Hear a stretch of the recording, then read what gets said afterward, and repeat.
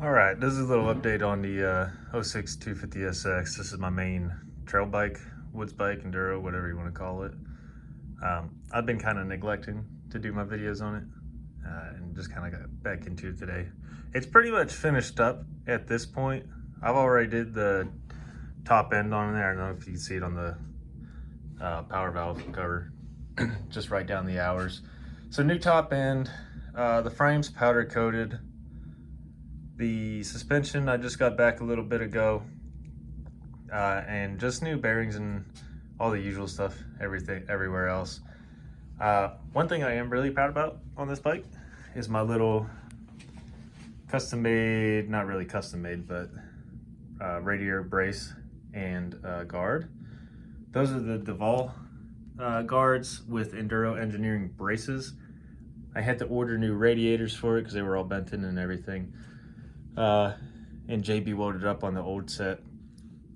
So I had both of those, and I just kind of like, you know, jerry rigged everything together to where they work really nice. And they're both bolted inside to the frame too. I don't know if it would focus on there.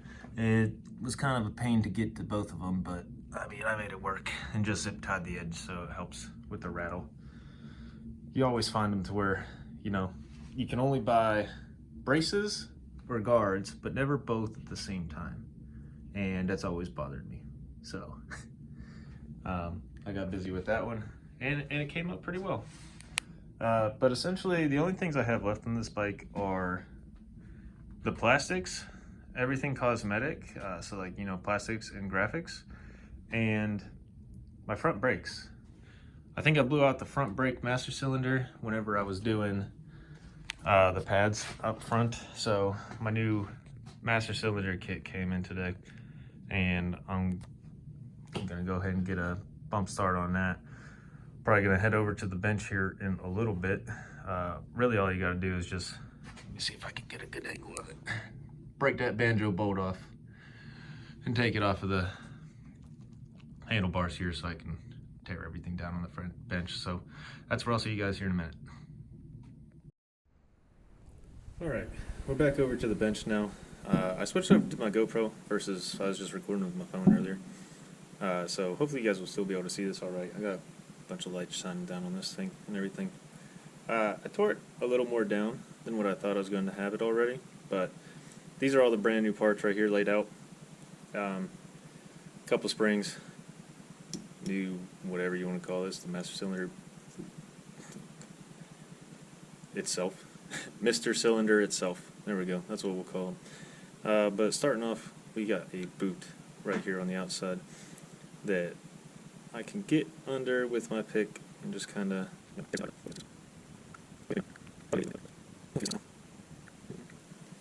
remind me to fast forward through all this.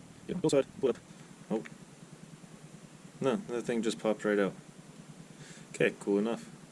That can sit right there. Now this boot or the spring will come next. That's one way. I feel like we're doing this all sorts of backwards, but tell me this boot is going to be this much of a pain. There we go. No. Okay, so it does not seal in there with that snap ring, but you can kind of see, hopefully, little bit of a gunkiness that we got going on here. Let me see if I can get a light on it for you. Hopefully you can see that pretty well. So it's looking like pop this snap ring out, the master cylinder should pop out. Let's see.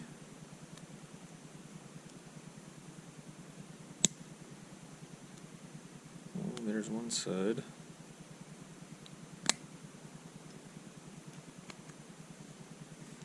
See if I can get rid of these pliers now. Oh, there it goes. Snap ring's doing snap ring things. They snap into your face. Can give you a bit of a heart attack. Alright, let me grab this brush here. I don't want to brush it out over here. I'm just going to try and get some of this rust gunk out of there. I mean, I'm going to take it probably to the parts washer just to clean all this stuff up a bit. Spray it out with some compressed air. Let's see if we can, there we go, it popped out nice and easy. So, there's the old master cylinder. How you really check if these things are going bad or not, I couldn't really tell you. Seals look intact for the most part, but I wasn't building any pressure, so I figured I'd give it a shot and get in there. If not, then I have to move to the caliper probably. I hope that's not the case. I hope I can just get away with doing this, but that seems to be that. So let me get this over to the parts washer, get everything kind of cleaned up here, and then we'll get back and we'll get to work on the reassembly. Alright, I'm back again. Got everything cleaned up. Didn't end up using the parts washer. I used the trusty old garage sink with some warm and soapy water. Got everything nice and cleaned up. Looking nice and smooth and shiny. And now it's dry as a bone. Blew it out with some compressed air. Now, we don't want it dry as a bone though, because that'll mess up the seals as we're trying to put them in. Done that before when they're working on pistons in the calipers and whatnot. So, what we're going to do real quick, I'm just going to take a little cotton swab so I'm not pouring brake fluid down in it all over the place, but get a good little amount on it, and we're going to just coat everything inside of our master cylinder here. That way it's got a little bit of lubrication as we put everything new back into place, and hopefully we don't get any upset parts. So that's looking good. I'm going to go ahead and do the top here because I'm going to be, there's a little way, looks like a little, I don't even know what you want to call it. It helps whenever you bleed the brake so you're not spraying fluid all over the place, but it sits right down in here inside. Pressure regulator, I don't know what you call it. We'll just call it something for now. Cotton swabs might not be the most ideal thing for this, but if you're careful, you can make it work. You just want to, be careful that you don't get any fabric left behind in there. So it's nice and coated. I'm happy with it. I already got the new spring in place on the new master cylinder piston there. So set that cotton swab aside, and we're going to go ahead and drop this in place. Boom.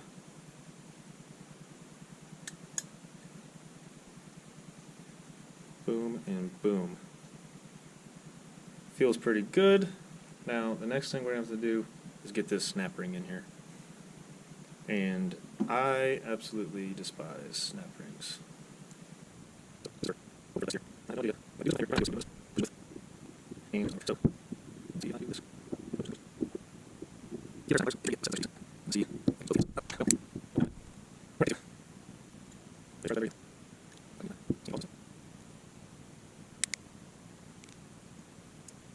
It's finally set. It's seated in there. Let me see if I can get a light, help you see a little bit in there. That might be too shiny. Hope not. Anyway, all those little teeth on the snap ring sit around the lip of the piston itself, and that's what I was struggling with. It wanted to sit on that little raised part there where our lever is going to go into, which actuates it. So that's all done though. Thank the Lord, because I am done with this snap ring. Well, the only thing left from here is a couple of things. We have spring. I'm debating if I want to put this in now. It might be easier if I could set that down without flipping everything over.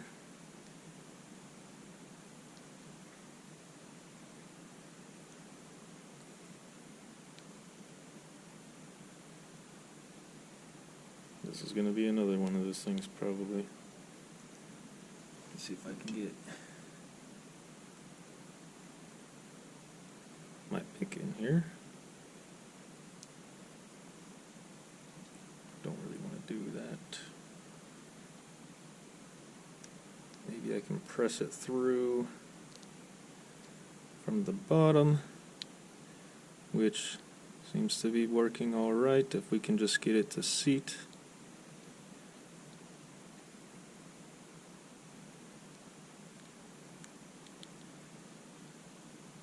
Ah, boom. Alright, that one wasn't too bad. Hopefully you guys were able to see that. Then this is going to push down, sit on top. Now, how am I going to do this? We're going to find out. If I can just get in there with these needle nose, get this boot seated all the way around. It's stiff on the bottom, so I'm not too worried about pushing down on it. With these, it's got like its own little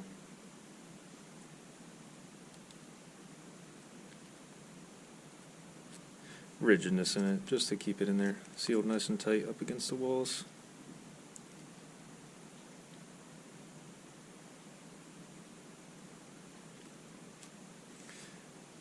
Cool, and that's that. Piston, 2 springs, and new boot for that. I'm going to go ahead and get this guy dropped in here, and I might be able to press him in with my thumb. Nope, didn't think so. So, there we go. Essentially, that's all done for now. Obviously, I still got to put the brake lever back on it, and make sure you don't forget about this little spring. It goes in here for your lever itself.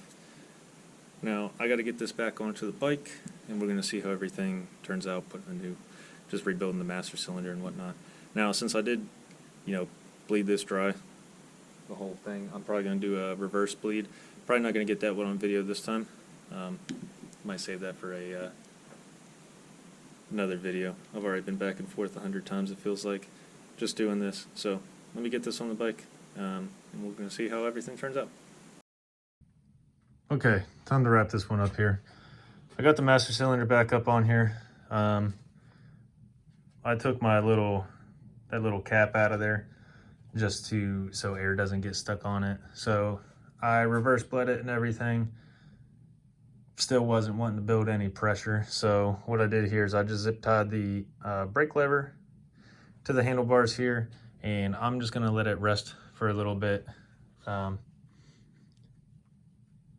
I'm assuming it's still got air in there somewhere, which is what's stopping it.